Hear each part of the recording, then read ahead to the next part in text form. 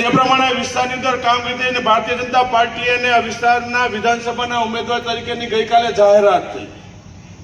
મિત્રો, મારી નમ્ર વિનંતી અપીલ છે કે આવી તક ફરી એક પછી હવે નહીં મળે ક્યારે, કે વિધાનસભાની અંદર તમારું મજબૂત નેતૃત્વ ગઈકાલે ઉમેદવાર જાહેર થયા પહેલાની અંદર અનેક બીજા પક્ષ, બીજી પાર્ટી, સોશિયલ મીડિયા કે મીડિયાના માધ્યમથી ઉમેદવાર જાહેર ન થયા ત્યાં સુધીના અનેક લોકોને ગેરમાર્ગે દોરવાના પ્રયત્નો પણ બીજા પક્ષના લોકોએ આ વિસ્તારની અંદર કર્યા છે.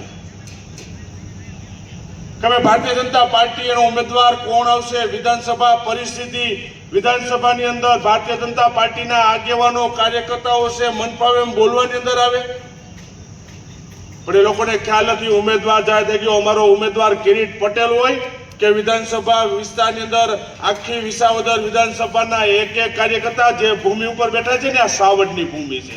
એક એક અમારો કાર્યકર્તા સાવડ જેવો છે અને મેદાનની અંદર અમે આવ્યા છીએ, ઉતરા છીએ અને એનું પરિણામ 100% ભારતીય જનતા પાર્ટીના કાર્યકર્તાઓ ઉપર ભરોસો છે. સૌ સાથે મળીને પ્રયત્નો કરશું. વિસાવદર વિધાનસભા ભારતીય જનતા પાર્ટીની જીત નક્કી છે, નક્કી છે, એ નક્કી છે.